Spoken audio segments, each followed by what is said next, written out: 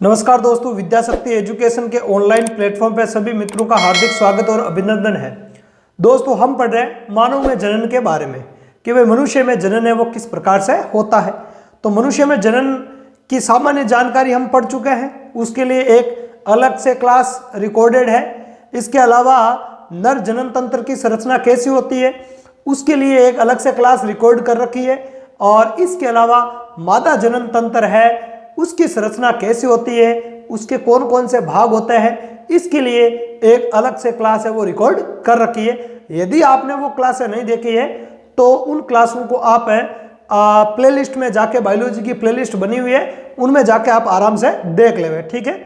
और इसके अलावा आप चैनल पे नए हो तो चैनल को लाइक और सब्सक्राइब जरूर करना है, साथ ही साथ बेल आइकन को प्रेस कर लेना है ताकि जैसे ही मैं कोई वीडियो अपलोड करूँ उसका नोटिफिकेशन है वो आपको हाथों हाथ मिल जाए। आज अपन पढ़ने जा रहे हैं शुक्राणु एवं अंडाणु की संरचना के बारे में कि शुक्राणु और अंडाणु है इनकी संरचना कैसी होती है। जब भी अपन मानव जनन तंत्र के बारे में अपन पढ़ते है ना, और नर जनन तंत्र और मादा जनन तंत्र को पढ़ते हैं, तो जब तक अपन शुक्राणु और अंडाणु के बारे में नहीं जानते हैं तो जनन तंत्र की जो जानकारी है वो अधूरी ही समझी जाती है। और बात करें पशु परिचर भर्ती की, तो पशु परिचर भर्ती में मानव में जनन वाले पॉइंट को अलग से शामिल किया गया है। तो इसके बारे में सामान्य लेवल से थोड़ा सा और अधिक अपने को देखना पड़ेगा, क्योंकि प्रॉपर ये ह्यूमन की रिप्रोडक्शन की बात है। तो इनमें से शुक्राणु और अंडाणु के बारे में कई बार प्रश्न है वो पूछे जाता है, तो इन्हीं दोनों की संरचना को अपन देखेंगे, पर उतनी ज्यादा हार्ड लेवल पर नहीं देखेंगे, अपन एक सामान्य स्तर पर ही देखेंगे, ठीक है, कि कितनी और कहां तक है वो सवाल आपसे इन दोनों पॉइंटों के बारे में पूछा जा सकता है। कि शुक्राणु के बारे में कहां तक आपसे सवाल पूछा जा सकता है, अंडाणु में आपके लिए कहां तक है वो सवाल पूछा जा सकता है। तो बस उसी को ध्यान में रखते हुए अपन इन पॉइंटों के बारे में अपन पढ़ेंगे, ठीक है। तो शुक्राणु की संरचना कैसी होती है, शुक्राणु की संरचना यदि अपन देखें तो एक शुक्राणु के सामान्य तो 3 भाग होते हैं। कितने भाग होते हैं? सामान्य भागों की अगर अपन चर्चा करें तो एक शुक्राणु के 3 भाग होते हैं। एक होता है सबसे ऊपर वाला जो भाग होता है उसको अपन कहते हैं शीर्ष भाग, या शुक्राणु का सिर। क्या होता है? शुक्राणु का सिर। और दूसरा जो भाग होता है वो कहलाता है इसका मध्य खंड। क्या कहलाता है? मध्य खंड कहलाता है। और अंतिम जो तीसरा भाग है वो कहलाती है आपके शुक्राणु की पूंछ। क्या कहलाती है? शुक्राणु की पूंछ। तो इन्हीं तीनों भागों के बारे में अपने को थोड़ा सा देखना है। सिर क्या है, सिर का काम क्या है, ठीक है, मध्य खंड क्या है, मध्य खंड की संरचना कैसी होती है, या मध्य खंड है वो क्या कार्य करता है, और इसके साथ साथ जो पूंछ है उसका कार्य क्या है। तो मानव का जो स्पर्म होता है, इस स्पर्म के इन तीनों भागों के बारे में और इसी स्ट्रक्चर के बारे में अपन देखेंगे। तो एक बार इसको थोड़ा और अलग डायग्राम से अपन देखने का प्रयास करते हैं कि इनके भागों के क्या क्या कार्य है, ठीक है। एक शुक्राणु है उसके लिए ये क्या क्या कार्य करता है, तो इसका डायग्राम अपन देखते हैं। डायग्राम के अंदर अपन अगर देखें तो शुक्राणु के 3 स्पष्ट भाग आपको इसमें दर्शाए गए हैं। एक तो ये सबसे ऊपर वाला जो भाग है ये कहलाता है शुक्राणु का सिर, या इसको अपन शीर्ष भाग भी कह सकते हैं। क्या कह सकते हैं? शीर्ष भाग भी कह सकते हैं, ठीक है।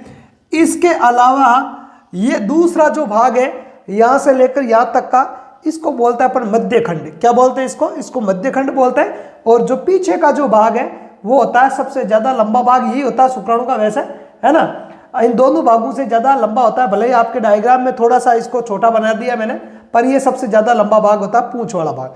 तो इन तीनों भागों के बारे में अपने को थोड़ा सा देखना है, जानकारी कई बार इसमें से सवाल आ जाता है। तो अगर अपन बात करें शुक्राणु की संरचना, तो इसकी संरचना के कितने भाग हो गए? 3 भाग हो गए। इसकी संरचना के कितने भाग हो गए? इसकी संरचना के भाग हो गए 3। एक तो हो गया आपके शीर्ष भाग या सिर, क्या हो गया? शीर्ष या सिर।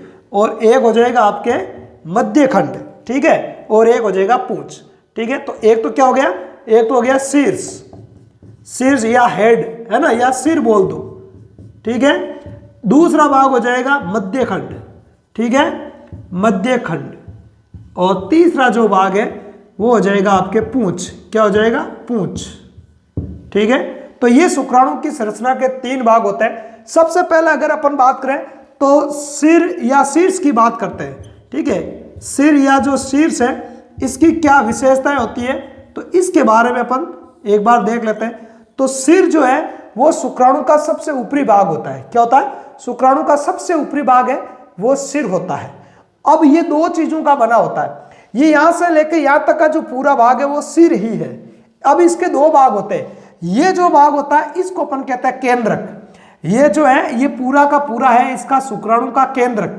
ठीक है, केंद्रक के अंदर गुणसूत्र है वो क्रोमेटिन जाल के रूप में पाया जाता है, और ये जो आपको डॉट डॉट के रूप में दिख रहा है ये पूरा का पूरा इसका केंद्रक द्रव्य है। क्या है?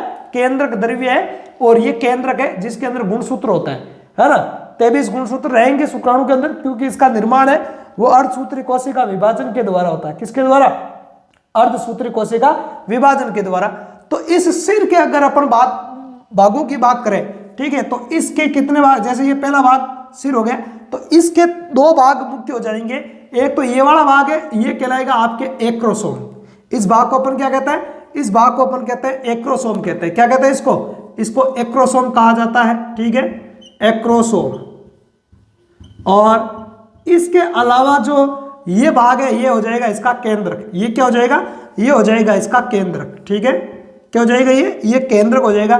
तो सिर के दो भाग हो गए, एक्रोसोम और केंद्रक। केंद्रक के अंदर शुक्राणु का या नर के आनुवंशिक पदार्थ अर्थात 23 गुणसूत्र होते हैं।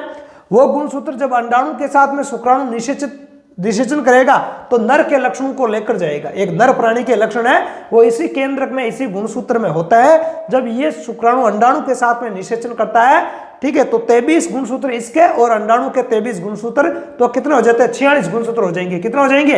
है ना, 23 तो अंडाणु के गुणसूत्र, ठीक है, और प्लस 23 शुक्राणु के गुणसूत्र। तो इस प्रकार पीढ़ी दर पीढ़ी गुणसूत्रों की संख्या है वो 46 ही बनी रहती है। अब बात करें एक्रोसोम की, तो एक्रोसोम में क्या है कि कुछ विशेष प्रकार के एंजाइम पाए जाते हैं। किस प्रकार के? कुछ विशिष्ट प्रकार के हाइड्रोलेज प्रकृति के। इतना आपको वैसे देखने की जरूरत नहीं, कुछ विशेष, इतना ही ध्यान रखना, कुछ विशेष प्रकार के एक्रोसोम के अंदर एंजाइम पाए जाते हैं। तो एक्रोसोम के अंदर पाए जाने वाले जो एंजाइम है ना,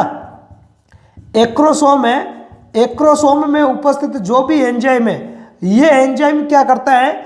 ये अंडाणु की भित्ति को गलाता है ना। एंजाइम जो भी इसके अंदर एंजाइम होता है, ये एंजाइम क्या करता है? अंडाणु भित्ति को गलाता है।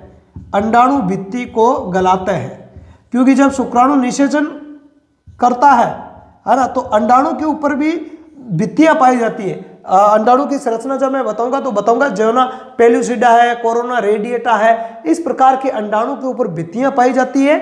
इस एक्रोसोम में पाए जाने वाले जो भी एंजाइम होते हैं वो उन अंडाणु की भित्ति को गलाने का कार्य करता है, ताकि शुक्राणु का केंद्रक है वो अंडाणु के अंदर पहुंच सके और निषेचन की क्रिया वो सफल हो सके और एक युग्मनज बन सके।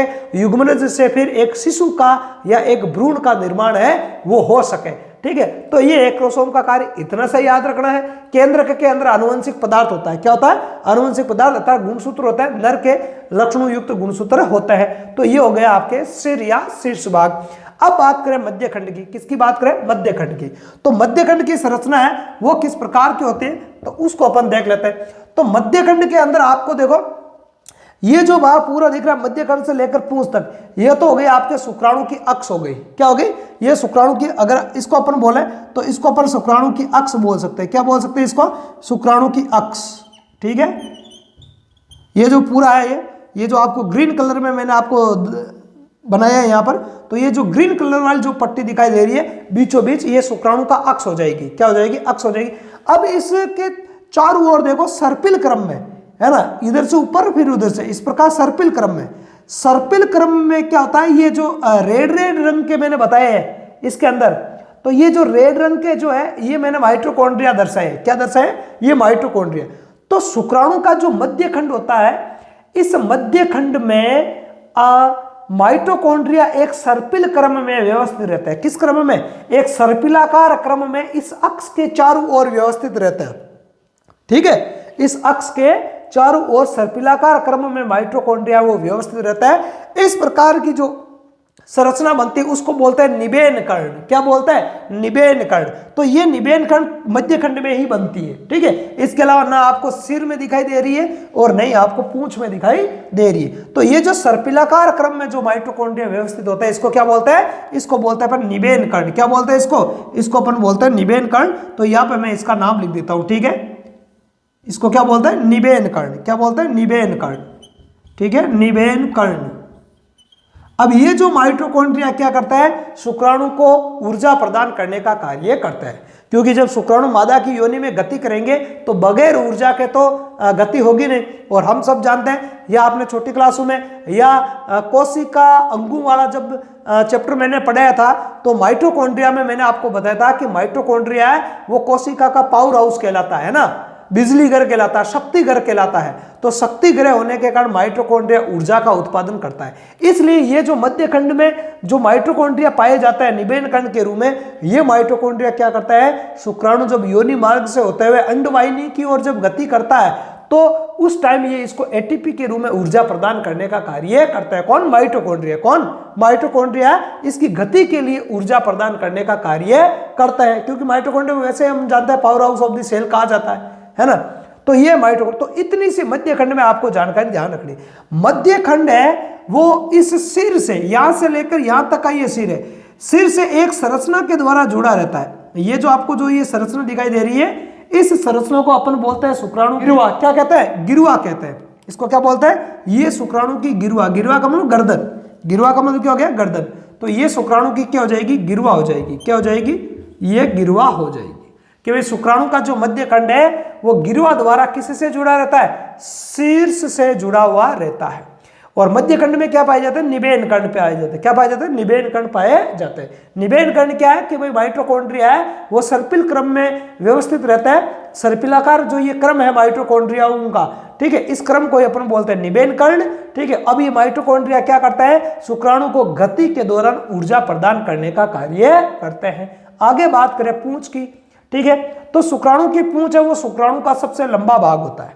आगे बात समझ में, ये जो पूंछ होती है वो क्या करती है, इसको गति प्रदान करती है ना। तरंग गति के कारण शुक्राणु तरंगित गति होती है। कैसी गति होती है, तरंगित गति होती है पूंछ में, जिसके कारण ये जो पूंछ है वो गति प्रदान करने का कार्य करती है। तो पूंछ का काम क्या हो जाएगा, पूंछ का काम हो जाएगा गति प्रदान करना।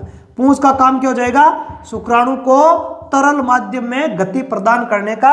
और मध्य खंड जो है, मध्य खंड में पाए जाने वाले जो माइटोकॉन्ड्रिया है वो क्या प्रदान करेंगे, शुक्राणु को गति करने के दौरान ऊर्जा प्रदान करेंगे। क्योंकि मध्य खंड के अंदर क्या पाया जाता है, माइटोकॉन्ड्रिया पाए जाते हैं। क्या पाए जाते हैं, माइटोकॉन्ड्रिया वो पाए जाते हैं, ठीक है। तो ये जो डॉट डॉट जो संरचना है यही माइटोकॉन्ड्रिया, ध्यान रखना, ठीक है।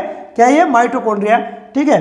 तो ये है आपके एक शुक्राणु की संरचना। इसके अलावा जो ये ऊपर की ओर जो ये झिल्ली है, ये कोशिका झिल्ली है। क्या ये क्या है शुक्राणु की, ये कोशिका झिल्ली हो जाएगी, ठीक है, ये झिल्ली हो जाएगी। ध्यान रखना, शुक्राणु कोशिका है।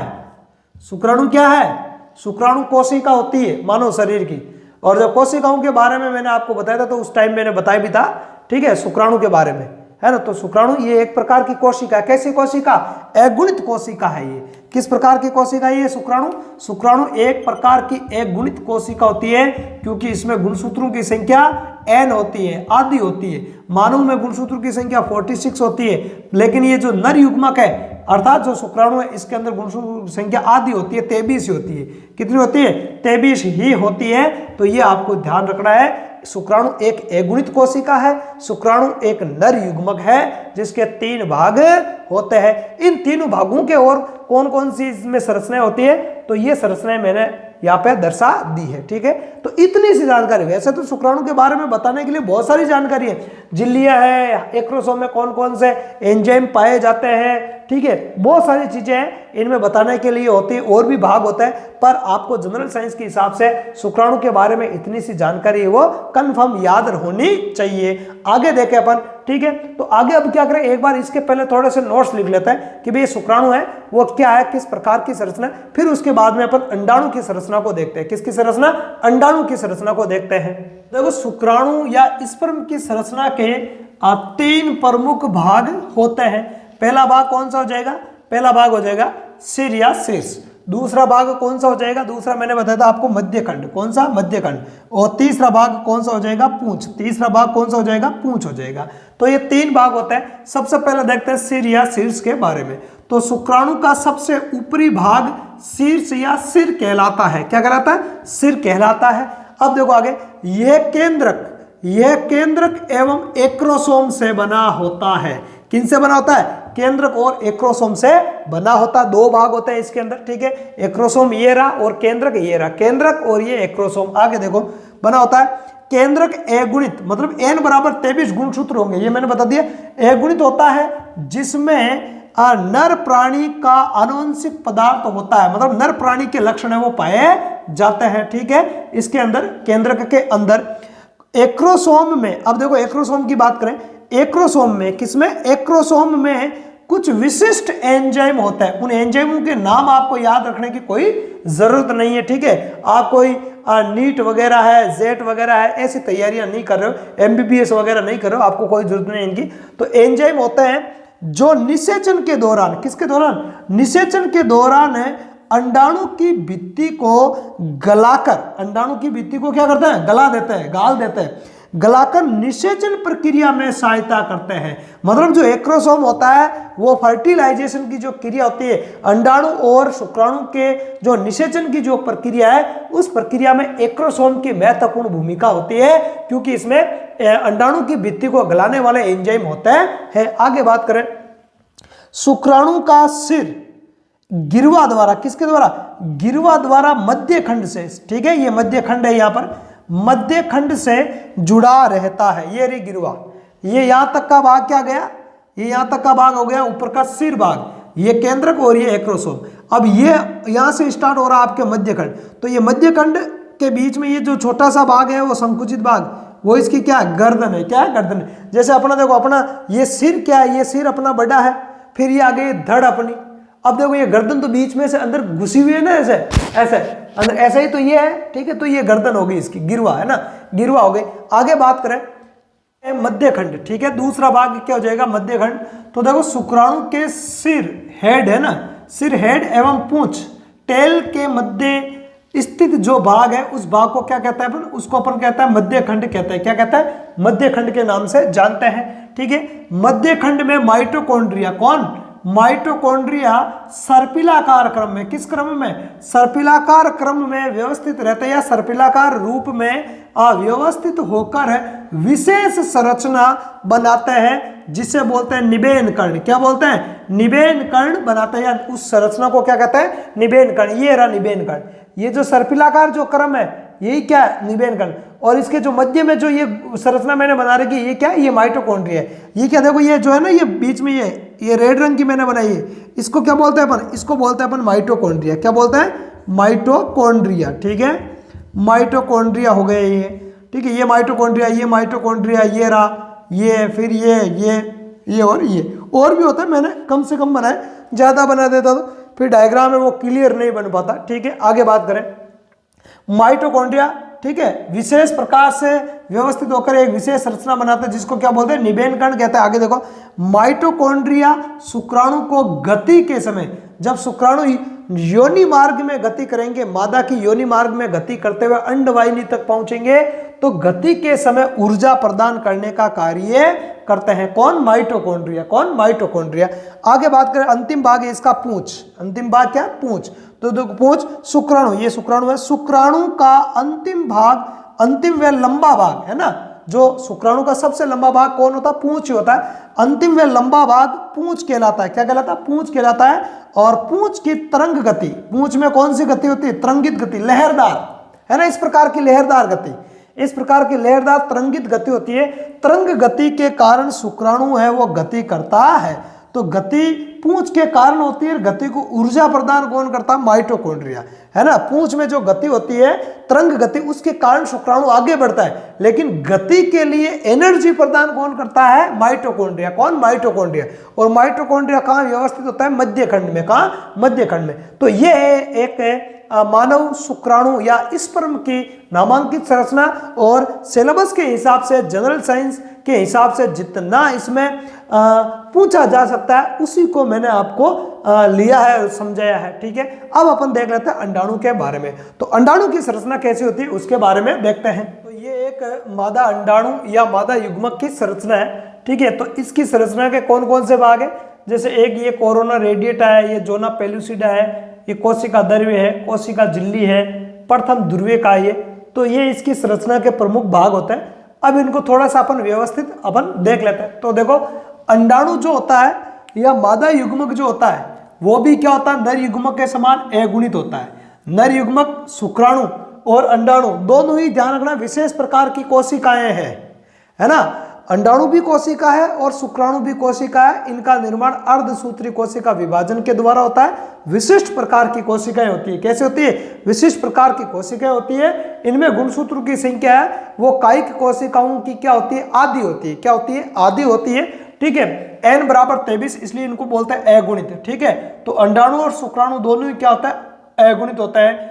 मादा युग्मक है। अंडाणु क्या है? एक प्रकार का मादा युग्मक है और शुक्राणु क्या होता है, नर युग्मक होता है। आगे देखो, इसकी कोशिका झिल्ली के बाहर एक पारदर्शी कैसा आवरण, एक पारदर्शी आवरण पाया जाता है जिसे जोना पेल्यूसिडा कहते हैं। कौन सा आवरण पाया जाता है? जोना पेल्यूसिडा कहते हैं। किसके बाहर? कोशिका झिल्ली के बाहर। देखो कोशिका झिल्ली कहाँ है, ये देखो ये अंदर जो आपको रेड लाइन दिखाई दे रही है ये अंदर। ठीक है, ये जो रेड लाइन है इस रेड लाइन को ही क्या कहता है, कोशिका झिल्ली कहता है। ठीक है, ये पूरी की पूरी क्या अंदर वाली रेड जो लाइन है ये कोशिका झिल्ली है। इस कोशिका झिल्ली के बाहर ये जो ब्लैक आवरण है, चौड़ी पट्टी दिख रही है आपको। ठीक है, तो ये जो चौड़ा आवरण है ये चौड़ा आवरण क्या कहलाता है, ये कहलाता है जोना पेल्यूसिडा। क्या कहलाता है? जोना पेल्यूसिडा। और ये पारदर्शी होता है ना, इसलिए इसको पारदर्शी आवरण भी बोलते हैं। क्या बोलते हैं? पारदर्शी आवरण या जोना पेल्यूसिडा। कहाँ होता है? कोशिका झिल्ली के बाहर। अगर देखें तो 3 आवरण होते हैं अंडाणु के चारों ओर। एक तो कोशिका झिल्ली का आवरण हो गया, दूसरा हो जाता है जोना पेल्यूसिडा और तीसरा हो जाता है कोरोना रेडिएटा। तो कोशिका झिल्ली तो सब में आती है। मैंने पहले कह दिया अंडाणु और शुक्राणु दोनों ही क्या है, कोशिकाएं हैं, विशिष्ट प्रकार की कोशिकाएं हैं। शुक्राणु की जब संरचना बनाई थी उसमें भी मैंने आपको कोशिका झिल्ली बताई थी कि झिल्ली होती है चारों ओर, और यहाँ पर भी मैं कह रहा हूँ कि झिल्ली होती है, क्योंकि ये अंडाणु और शुक्राणु कोशिकाएं होती है ना, और कोई खास नहीं है, विशिष्ट प्रकार की कोशिकाएं होती है। तो कोशिका झिल्ली तो सब कोशिका में होती है, ये तो अपन जानते हैं। ठीक है, तो कोशिका झिल्ली, ये जो अंदर का तरल है वो कोशिका द्रव्य है। ये क्या है? कोशिका द्रव्य। तो कोशिका झिल्ली के बाहर जो पारदर्शी आवरण है इसको कहता है अपन जोना पेल्यूसिडा। क्या कहता है? जोना पेल्यूसिडा कहता है। आगे देखो, जोना पेल्यूसिडा, जोना पेल्यूसिडा के बाहर, अब जोना पेल्यूसिडा के बाहर भी एक फोलिकल कोशिकाओं की, किन कोशिकाओं की? फोलिकल या पुट्टिकीय कोशिकाएं। हिंदी में क्या बोलता है? पुट्टिकीय। ठीक है, पुट्टिकीय कोशिकाएं। पुट्टिकीय कोशिकाओं का बना या पुट्टिकीय कोशिकाओं का बना आवरण होता है जिसे कोरोना रेडिएटा कहते हैं। फोलिकल सेल्स होती है ना, पुट्टिकाएं है ना, पुट्टे गोलाकार इस प्रकार की। तो पुट्टिकीय कोशिकाएं पाई जाती है। देखो ये इस प्रकार की कोशिकाएं है वो इसके चारों ओर पाई जाती है। तो कोशिकाओं का ये जो दूसरा जो, या यूं बोल दो कोशिका झिल्ली, कोशिका झिल्ली के बाहर जोना पेल्यूसिडा और जोना पेल्यूसिडा के बाहर का जो आवरण है पुट्टिकीय कोशिकाओं का या फोलिकल सेल का बना हुआ होता है, इसको बोलते हैं अपन कोरोना रेडिएटा। क्या बोलता है? कोरोना रेडिएटा कहा जाता है। आगे देखो, अंडाणु के कोशिका द्रव्य में, ये अंडाणु है, झिल्ली के अंदर का जो भी तरल पदार्थ है वो सारा का सारा क्या है? कोशिका द्रव्य है। क्या है? कोशिका द्रव्य है। तो अंडाणु के कोशिका द्रव्य में मादा का आनुवंशिक पदार्थ का अगुणित गुणसूत्र इसी कोशिका द्रव्य के अंदर पाए जाएंगे। तो वो मादा के क्या होता है? आनुवंशिक पदार्थ। ठीक है, तो मादा का आनुवंशिक पदार्थ एवं प्रथम ध्रुवीय काय पाया जाता है ना। ये प्रथम ध्रुवीय काय है वो पाया जाता है अंडाणु के अंदर। प्रथम ध्रुव काय से आगे और विभाजन से द्वितीय ध्रुव काय बनता है, पर इतनी आपको डीपली आपको चीजें समझनी नहीं है। ठीक है, जनरल साइंस के हिसाब से अपने को समझना है इसको। तो ये है एक अंडाणु की या मादा युग्मक की संरचना, और इस संरचना के खास बिंदु ये है, इससे ज्यादा जनरल साइंस में आपको कुछ भी याद रखने की कोई आवश्यकता नहीं है। तो आज हमने शुक्राणु और अंडाणु मतलब नर युग्मक और मादा युग्मक की संरचना के बारे में डिटेल से पढ़ा है। यदि आपको क्लास अच्छी लगी है तो इस क्लास को अपने दोस्तों में ज़्यादा से ज़्यादा शेयर करना है। चैनल पर आप नए हो तो चैनल को लाइक और सब्सक्राइब करना है, साथ ही साथ बेल वाला आइकॉन को दबाना है ताकि जैसे ही मैं कोई वीडियो अपलोड करूं उसका नोटिफिकेशन है वो आपको तुरंत मिल जाए। इसके अतिरिक्त आप हमारे टेलीग्राम ग्रुप से भी जुड़ सकते हो। ठीक है, टेलीग्राम चैनल का जो लिंक है वो चैनल के अबाउट सेक्शन में है, ध्यान रखना दोस्तों, है ना, वीडियो के डिस्क्रिप्शन में नहीं है। अभी कुछ उसमें कोई तकनीकी प्रॉब्लम की वजह से वो वहाँ डिस्क्रिप्शन में ऐड नहीं हो रहा है, ठीक है। तो चैनल का जो अबाउट सेक्शन है उसमें टेलीग्राम चैनल का लिंक दिया हुआ, वहाँ पे हर प्रकार के सब्जेक्ट के आपको डेली क्विज मिलते हैं। करंट जीके मिलता है, इंडिया और वर्ल्ड करंट जीके, ठीक है। राजस्थान करंट जीके का आपको क्विज मिलता है, साथ ही साथ दैनिक विज्ञान है ना, जनरल साइंस का क्विज मिलता है, ठीक है। राजस्थान जीके, इंडिया जीके, ठीक है। साथ ही साथ एमबीबीएस है, पीएमटी है, ठीक है, सॉरी सीपीएमटी है, ठीक है। इस प्रकार या जो जिसको अपन नीट कह सकते हैं ना, नीट वगैरह जेट है, इनकी साइंस की जो प्रॉपर तैयारी कर रहे हैं उनके लिए भी हर रोज क्विज डाले जाते हैं, तो उससे भी आप जुड़ना ना भूलें। तो इस क्लास में फिलहाल इतना ही, अगली क्लास में फिर मिलेंगे, तब तक के लिए धन्यवाद, जय हिंद।